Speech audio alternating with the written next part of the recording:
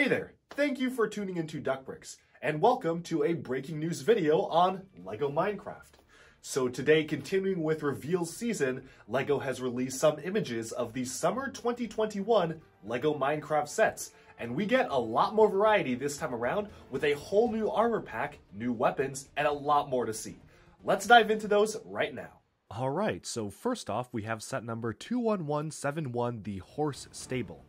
This includes a brand new skin for a Minecraft minifigure, 2 horses, 1 skeleton horse, as well as a skeleton wearing an enchanted helmet and using an enchanted bow. What's really nice about this is that we are getting a skeleton horse for the first time in quite a while, and the original one only came in a set that's now very valuable on Bricklink, so for fans who wanted to get one without breaking the bank, this set is the way to do it. And that's kind of a recurring trend throughout this Minecraft wave, bringing back some really nice stuff that we got in previous years, but are now limited to very expensive sets. What's really neat is that we get both a diamond armored horse as well as a regular black horse, which are both very nice to get in official LEGO brick built form, and it's always nice to get someone who isn't Steve or Alex as a Minecraft skin. This set also features a new Trident Mold, which is brand new for this summer wave of Minecraft and appears in many of the other sets. As far as the build itself goes, there's honestly nothing too special about it. The one thing I will notice is that it does include a golden carrot, which is pretty fun to see. But other than that, it's a pretty basic build, just a standard stable configuration, which you would probably see in-game. It's a pretty small set, so I think we can probably move on to the next ones, because the next ones are a little bit more interesting. Moving on to set number 21172, the Ruined Portal. This is a build featuring one of the ruined portals, which are now structures that generate in Minecraft games. You can actually complete them if you have enough obsidian to actually activate a full-on portal to the Nether. Now, some sets have done this before, but I actually really do like how it splits the landscape between the overworld and the Nether after stepping through the portal. It's a really cool building effect, and yeah, while they've done it before, it doesn't disappoint, because I think it's done quite well in this set. This also includes, for the first time, a purple dyed baby sheep, which is pretty nice, and you can always reconfigure it into a fully grown dyed sheep if you wanted to, because really only the head is exclusive. And we also get, for the first time, Netherite armor. So LEGO chose to depict these as gunmetal gray. I personally probably would have chosen something like black, but I think gunmetal gray works too. The helmet is actually a brand new mold to represent the Netherite helmet. It's not the same helmet mold that we usually get, and it's a lot more physically detailed. To go alongside the Nether portion of things, we get a Wither skeleton, who we have seen before, who originally was pretty rare until he appeared in a polybag, and now it's pretty easy to get, but it is nice to get the special mold for the longer skeleton legs, which don't appear too often, as well as a baby Hoglin, which is looking pretty cute, despite some problems I do have with the construction, which are relayed back to the original Hoglin build, having just a very clear light gray piece, making up the tusks and kind of breaking up the color blocking of the head. Unfortunately though, for $60, this really only includes one standard minifigure, Steve. And honestly, I probably would have been a lot more okay with it if it actually included a brand new skin, but unfortunately this is just Steve wearing armor, so it's nothing too special. I guess technically the gunmetal gray legs are quote-unquote new for the figure, but honestly, doesn't really do much in order of making him stand out, and I probably would have liked at least one other figure, especially for the price.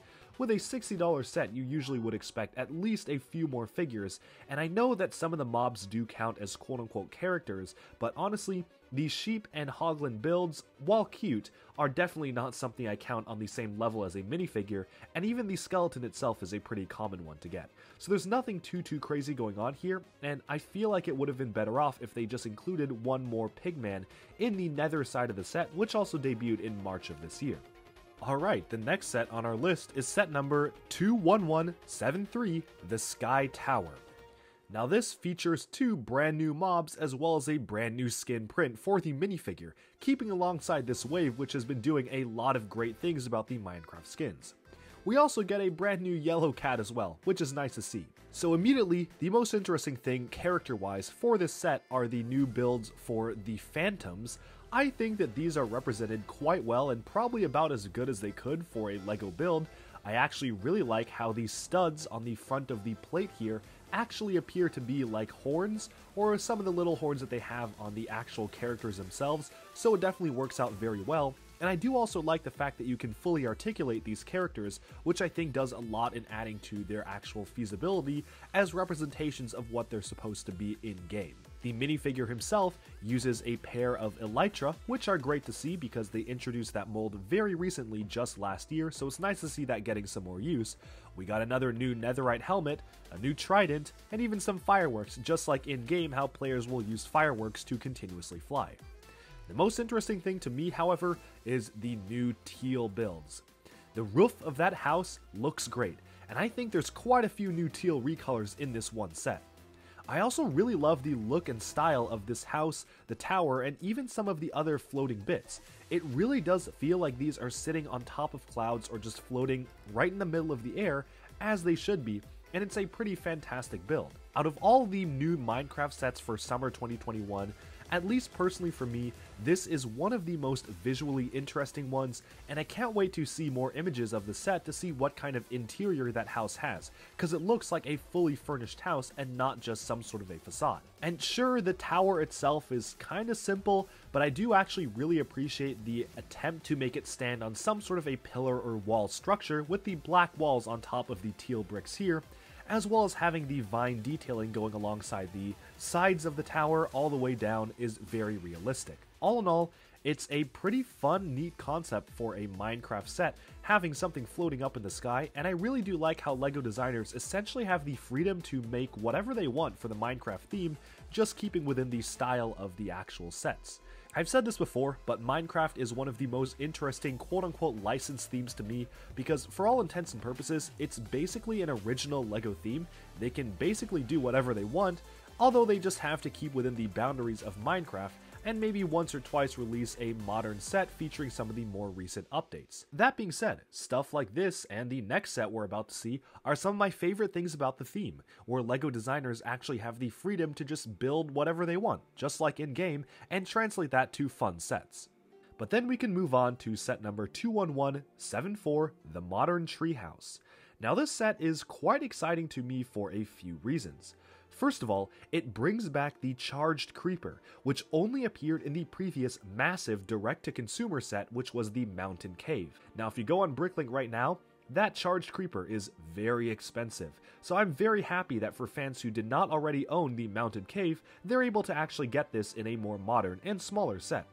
Personally, I actually do own the Mountain Cave, but the version that I bought was used and did not include the Charged Creeper. So for me, when I get this will be my first one, and I'm pretty happy with it because it's basically the same as the old one, if not even a little better. We also get two brand new exclusive skins for Minecraft characters dressed up in very cute looking animal costumes, always very nice to see. Of course, the set also comes with a standard zombie, nothing new there, as well as an ocelot or cat which you can see crouching along the side of the house. The other thing I find kind of interesting about this house is that it appears that you can fully reconfigure it in different configurations, which is a big benefit to the Minecraft sets, but looks like you can especially do it with this set to move around a lot of things in different areas. I also think the concept of having a house built around the massive jungle tree is a pretty fun one. What's also pretty nice to see is that the interior looks pretty detailed as well. There's an entire bathtub or swimming pool inside one of the rooms of the house, featuring a fish leaping out of the tub. But with those sets, we've summed up the standard LEGO Minecraft sets, and then we can start to move on to a set featuring around Minecraft Dungeons. Now, I will add a disclaimer, I personally do not play Minecraft Dungeons, so I am unfamiliar completely with all of these other creatures that can be seen in here other than the ones that are of course from the base Minecraft game, like the Iron Golem.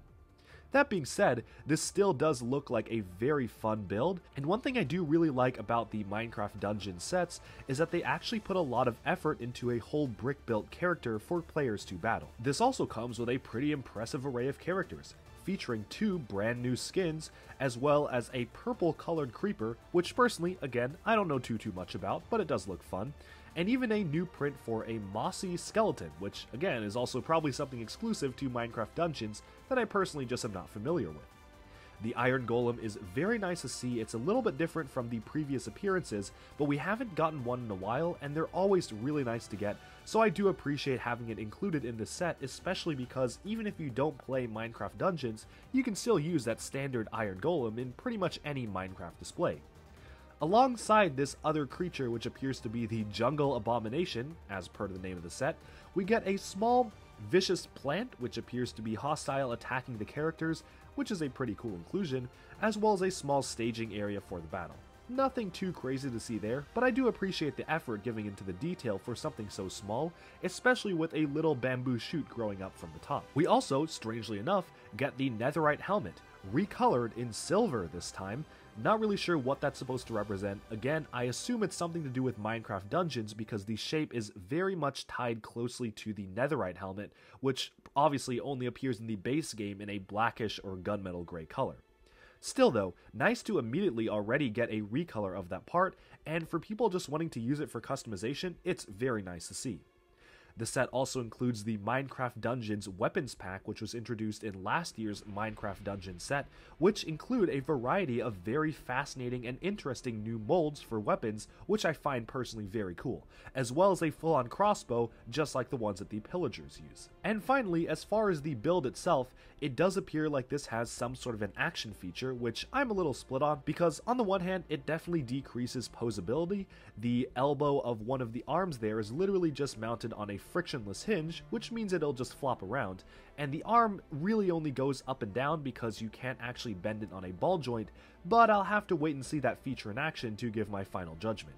Of course, the other hand is just mounted on a ball joint, so that's perfectly fine to me. I love the flower detailing in the center of the chest, really feels like something that's alive and growing from the plants, as well as despite it being very pixelated and blocky, you have a bit of a transition from the wood bark all the way up to the grassy area on the top of the body. So it really does feel like a tree come to life. Again, don't know anything about Minecraft Dungeons, but I think this is a pretty cool character to get, and I'll definitely be picking up all of these sets when they come out. Alright, and with that, we've summed up our look at the summer 2021 LEGO Minecraft assortment. Let me know down in the comments, what do you think of these sets? Do you like them? Do you wish we had even more different stuff? Or are you happy with the new molds and recolors that we're getting? Let me know, and stay tuned to DuckBricks for even more LEGO news, reviews, discussion, and analyses coming your way very soon. Thanks, and bye-bye for now.